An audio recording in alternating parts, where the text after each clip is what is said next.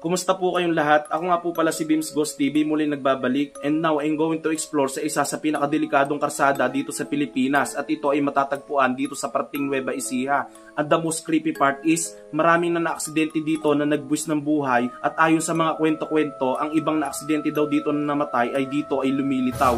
Kaya sa bidyong ito ay explore po natin ang lugar na ito at aalamin po kung totoo po ang kababalagan ng mga kwento-kwento dito. Napaka-creepy po mga tol ng lugar na to. 2008 nung nabuo ang karsadang ito, at ayon sa mga nakuha natin na impormasyon, mula nung nabuo ang karsadang ito ay marami nang nagbuwis ng buhay sa aksidente dito. At ayon nga sa mga kwento-kwento ay nabuo na rin ang kwentong kababalaghan, at dito nga daw ay ang ibang namatay sa aksidente dito ay lumilitaw sa karsadang ito. So ito po mga tol yung pinaka-curve ng karsadang ito. Bigla po siyang curve. Kaya po yung mga ibang sasakyan ay dumediretso dito sa may bangin. Pupuntahan po natin. Tabi-tabi po. Kung nandito po kayo ay andito lang din po ako para mag-explore. Kinabahan ako mga tol. Ayun o, sa tarpaulin. Kala ko multo na. So ayan mga tol, pagka banda rito, biglang bawi ng sasakyan, dito sila tumatama. At ayon sa mga nakuha natin na info, dito sumalpok yung kolong-kolong na puno ng sakay. At ilang sasakyan na rin yung mga dumidiretso dito. Kita pa po na sira talaga yung gutter na kupe. At dito naman yung nakakotse na may namatay sa kotse. Nahulog kasi sila sa bangin. Ito po kasing baba na to mga tol ay bangin na po. Ayan, kuping-kupi po yung gutter. At bumaluktot po dito yung pinaka-poste ng gutter na bakal. Muntik na pong nabuwal. At sa layo po ng bangin na to, ayan o, napaka layo po ng baba niyan. Hindi na po natin makita. Talaga pong swerte na yung mabubuhay.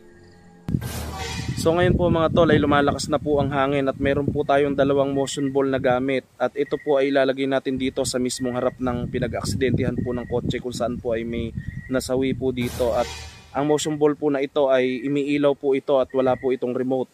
Ito po ay pinaka-sensor ball na pagka po ito ay gumalaw ay kusa po siyang iilaw, at kakausap po tayo ng mga spirit dito na tatawagin po natin kung may natrap na kaluluwa para ito po ay kanyang pagalawin kung meron man po.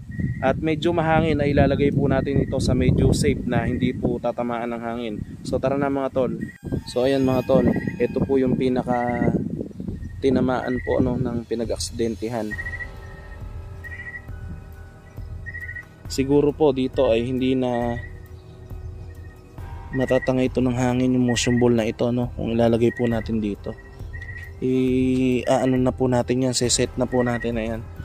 Pag po nawala yung ilaw niyan ay mag-uumpisa na po tayo sa ating pong gagawin. Parang may humahawak na sa likod ko ya. Pakiusap po. Ako po ay nagbablog lamang. At kung andito ka man sa ngayon ay ako po ay nagpapasintabi po o nakikiraan po. At ako po ay wala namang planong masama sa pag-explore po dito. So ngayon mga tol ngayon ay tinatawag kita kung nandito ka ngayon. Pwede bang pailawin mo ang motion ball na ito? Sige po, pailawin nyo po. So ayan mga tol hindi po umiilaw. Nakikiusap lang po ako na wag nyo po munang hawakan yung likod ko, dahil nararamdaman po kita dito sa paligid. At kung pwede lang po ay pailawin mo muna ang bolang. Ayun mga tol, imilaw na po. Nakikita nyo po ba yung ilaw? Okay, nakikita ko na yung ilaw. Ayun mga tol, patayin natin yung flashlight para po makita nyo yung ilaw. Maliwanag. Okay, maliwanag. Imilaw po. Hindi lang makita sa flashlight dahil maliwanag po yung flashlight ko. Alam ko po na hinawakan mo na po ang bolang ito. So ayan mga tol, ito pong bolang ito ay hindi po ito basta-basta mapapagalaw ng hangin dahil mabigat po ito, at Ito po ay sensor ball po, no, na pag po hinawakan ito o malakas po yung pagkagagalaw niya, saka po siya gumagalaw. Andito ka pa ba hanggang ngayon? Pwede bang patayin nyo muna yan, yung ilaw? Kung sino man yung humawak dyan. Ayaw na niya mga tol mamatay, oh.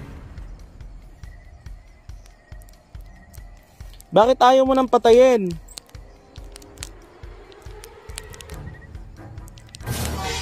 Ayun mga tol, oh, hindi na niya pinapatay.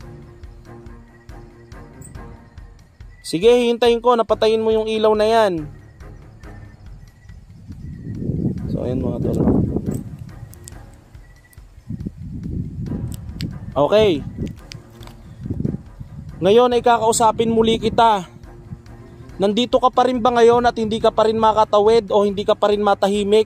Kaya ikaw ay nagpapakita sa lugar na ito? Pwede bang pailawin mo yung bola?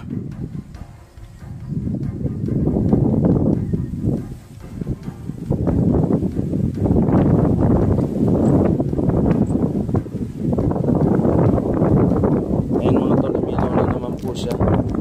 Para po makita niyo mapatay po natin. Ayan o. So ngayon mga tol, no, maliwanag na rin po sa akin na may natrap pong spirit dito at andito pa rin po siya. Hanggang ngayon po ay hindi pa rin po siya matahimik.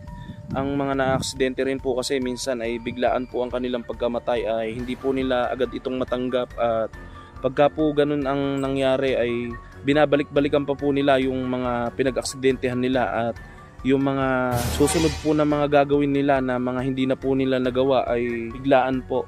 Kaya po hindi maiwasan na may mga spirit po na hanggang ngayon ay nagpaparamdam pagka po yung may mga ganito po na aksidente na nangyari.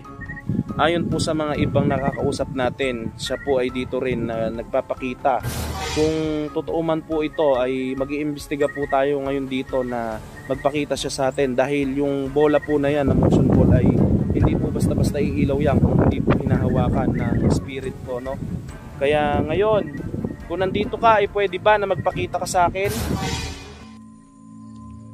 So ayan mga tol, no? Aso ba yun? May ligaw pang aso dito mga tol, oh. Baka nagpapanggap ka lang, ha? Siguraduhin mo lang na aso ka. Doble ingat tayo mga tol. Walang bayan dito eh. So andito na tayo mga tol, no?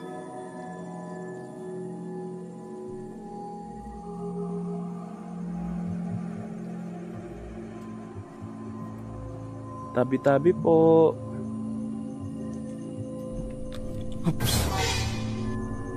Hello? Nararamdaman kita. Ikaw ba yung spirit na natrap dito?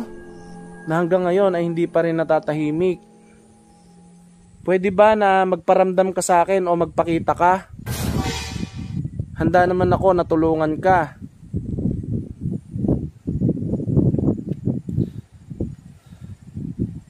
At isa sa pinaka-creepy dito mga tol, sa dami ng na-aksidente dito, ay naglagay na rin sila dito ng accident prone area dito mismo sa place na ito.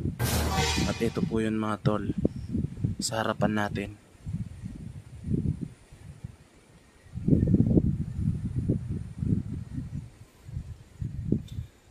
Matagal-tagal na rin daw pong inabandonan yung bahay na to, at hindi po natin malaman ang dahilan kung bakit po inabandonan ito. Ito daw pong side na to ay dating kantin, mga tindahan ng mga pagkain.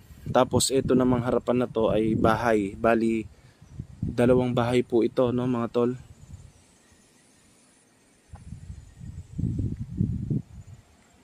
Ayan mga tol, yung taas po nito ay matarik pong bundok.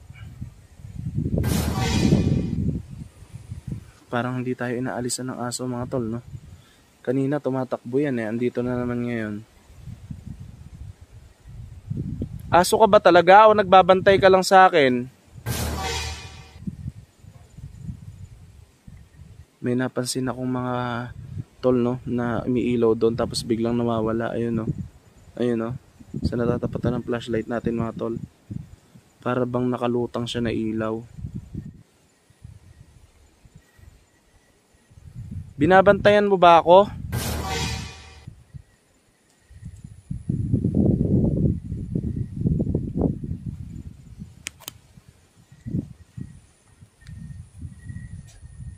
Ano ba to mga tol? Bote. Bote to. Bote. Dito na lang iniwan, no? Sayang ang bahay mga tol. Abandonado na. Magalaw mga tol yung pinto niya sa sobrang lakas ng hangin.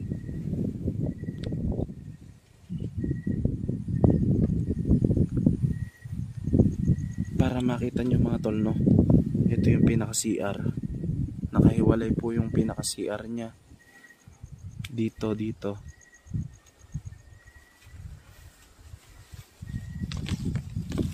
Ito po yung makikita natin dito, yung taas ng bangin na nilalaglagan po ng mga sasakyan. Ayan. Diretso po yan mga tol, no? Hanggang doon sa may curve na yon. Yung bangin po na to. Kasi ito po yung tapat na mismo ng curve. Tingnan nyo mga tol. Ito po yung curve na daan mga tol. Kaya po maraming na-aksidente dito. Masyado pong curve yung area. At hindi rin po natin masabi kung meron po ditong bantay. Kaya po sila ay naiilang. Meron po kasing mga karsada na mayroong bantay. Kaya po naiilang po yung mga iba na mga dumadaan. At yun po ang naging cause na aksidente. Ayun mga tol. Titinan po natin pag may dumaan sanang sasakyan para makita po natin kung gaano po ka-curve itong karsadang ito. Ayan mga tol, merong truck na dadaan. Kaya mga tol, para makita po natin yung pinaka-curve niya. Yung mga tol, talaga pong sobrang curve niya mga tol.